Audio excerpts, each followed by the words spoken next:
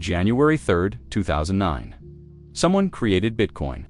Governments ignore it. A novelty for tech enthusiasts and libertarians.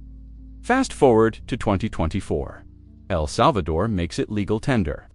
The US creates a Bitcoin strategic reserve. China bans it, then studies it. The EU regulates it. Central banks worldwide are suddenly paying attention. What changed? Bitcoin didn't change. It's the same code, same limit of 21 million coins. What changed is what governments see when they look at it. They're not seeing digital money anymore. They're seeing the end of monetary control, and they're terrified. Your bank account can be frozen with a phone call. Your cash loses value every year by design. But Bitcoin, nobody controls it. Nobody prints more. Nobody decides who can use it. That's not a feature for governments. That's a threat. What if the reason governments suddenly care about Bitcoin has nothing to do with Bitcoin and everything to do with what's breaking in the traditional system? To understand why governments are scrambling to control, regulate, or compete with Bitcoin, we need to understand what Bitcoin actually threatens. Not the technology, the control. Because for the first time in 5,000 years, there's a form of money that exists outside government permission. History doesn't repeat, but it rhymes. And right now, Bitcoin is rhyming with every moment in history when people lost trust in their government's currency. The difference? This time, they have an alternative that can't be confiscated, inflated, or shut down. What I'm about to show you isn't taught in economics courses. Central banks don't advertise their fear. Politicians don't admit the system is fragile, but their actions tell a different story. A story of desperation, of losing control, of watching their monetary monopoly crack. If your savings lose value while the government prints trillions, that's not accidental. It's the system working as designed. Bitcoin doesn't fix that system. Bitcoin threatens to replace it, and governments are starting to realize they might not be able to stop it. Let me take you back. Not until 2009 when Bitcoin launched.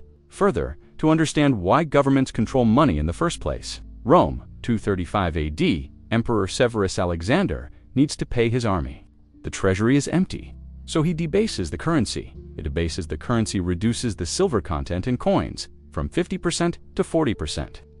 Source: The Roman Empire and the Indian Ocean by Roel McLaughlin. Soldiers get paid the same number of coins, but each coin is worth less. Inflation begins. Why could he do this? Because he controlled the money supply, the mints, the metal. If you wanted to use money, you used his money. There was no alternative. This pattern governments controlling money to fund themselves repeats for 2,000 years. Fast forward to 1933, the Great Depression. President Roosevelt issues Executive Order 6102. Americans must turn in their gold to the government at $20 per ounce. Source: Executive Order 6102. National Archives refusing is punishable by 10 years in prison. Once the government has the gold, they revalue it to $35 per ounce. Source: Gold Reserve Act, 1934. Instant 75% devaluation. Legal theft.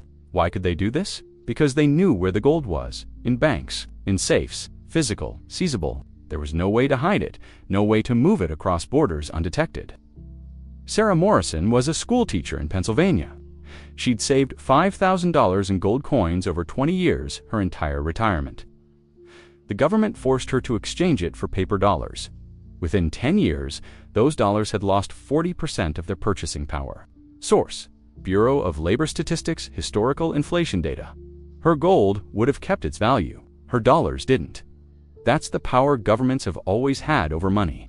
Control, confiscation, inflation, and for 5,000 years, people had no choice but to accept it. Then came 2008, and everything changed. The housing market collapses. Banks fail. Lehman Brothers disappears. The government response: print $4 trillion to bail out the banks that caused the crisis. Source: Federal Reserve Balance Sheet, 2008 to 2014. Zero consequences for the banks. Zero protection for ordinary people's savings.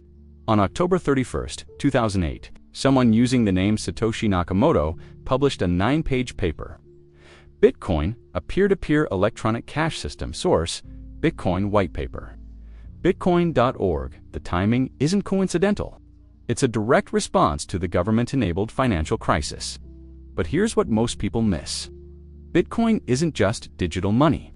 It's money that can't be printed, can't be seized, can't be frozen, and doesn't need permission to use. For the first time in human history, there's a monetary system that exists completely outside government control. At first, governments ignored it. Then they mock it. Fake money, tulip mania, criminals, and drug dealers. But beneath the mockery, something is happening. People are opting out.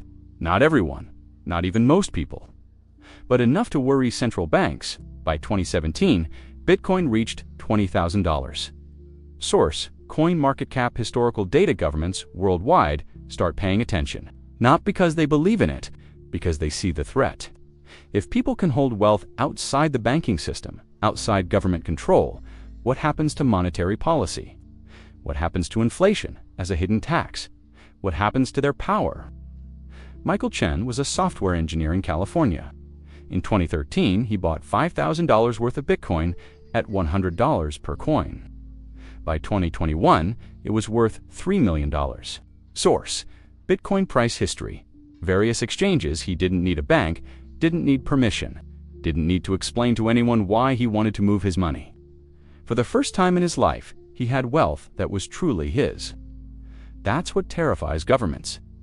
Not that Bitcoin exists, that people are using it to escape monetary control, but the real panic started recently.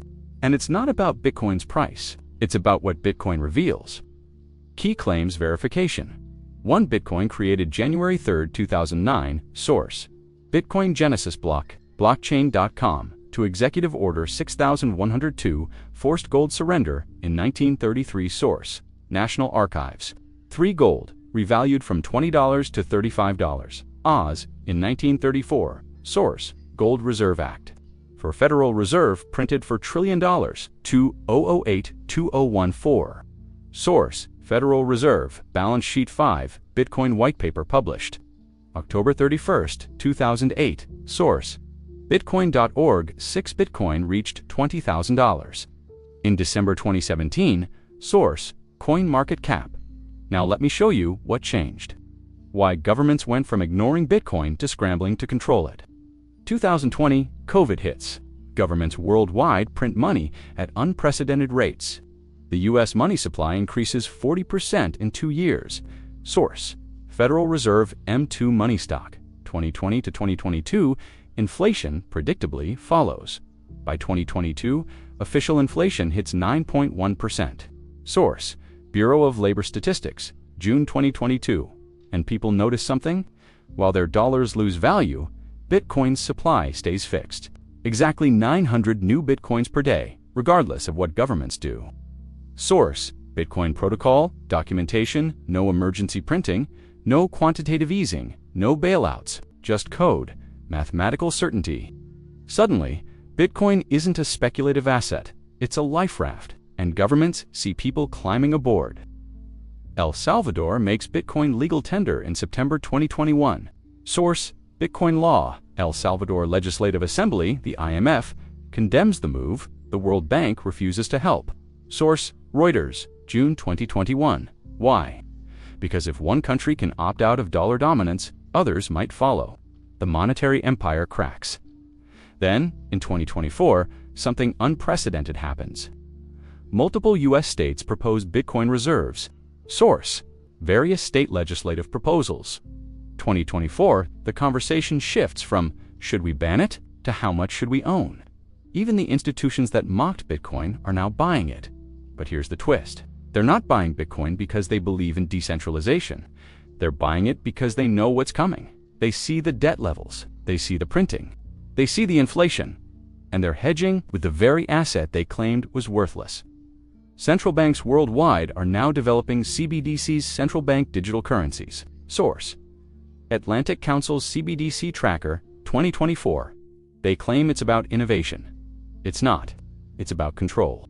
If Bitcoin is money without government permission, CBDCs are money with total government surveillance. Every transaction is tracked. Every purchase is monitored. Your spending can be programmed, restricted, expired. China launched the digital yuan and tested it in major cities. Source: People's Bank of China, 2023. It can expire if not spent by a certain date, forcing consumption. It can be restricted to certain purchases, controlling behavior. It can be frozen, instantly eliminating financial privacy entirely. That's the real reason governments suddenly care about Bitcoin. Not because it's dangerous, because it's the opposite of what they're building. Bitcoin is freedom. CBDCs are controlled, and they can't coexist. So what does this mean for you? For your actual money? Right now, your bank account balance is just a number in a database. The bank doesn't have your money sitting in a vault, they lent it out. If everyone tried to withdraw at once, the system would collapse. We saw this in 2023 with Silicon Valley Bank. Gone in 48 hours. Source: FDIC. March 2023, your cash loses 3 to 4% purchasing power per year to official inflation, more if you measure it honestly. Source: Bureau of Labor Statistics. 2024, a $100 bill from 2020 buys what $82 bought then. The number stayed the same. The value evaporated. Your retirement savings in a 401k, denominated in dollars that are being inflated away? The average 401k balance for someone aged 55 to 64 is $174,000. Source: Vanguard. How America Saves 2024 financial advisors say you need $1 million to retire. The gap is growing, and inflation makes it worse every single year. But here's what governments don't want you to realize. Bitcoin exists right now. Anyone can use it. You don't need permission, don't need to ask a bank, don't need to prove anything to anyone. 21 million coins. Fixed supply forever. No government can print more. No bank can lend it into existence. No emergency meeting can change the rules. That's not a sales pitch. That's mathematics. And mathematics doesn't care about politics, promises, or panic. As of November 2024, 130 countries are exploring or developing CBDCs.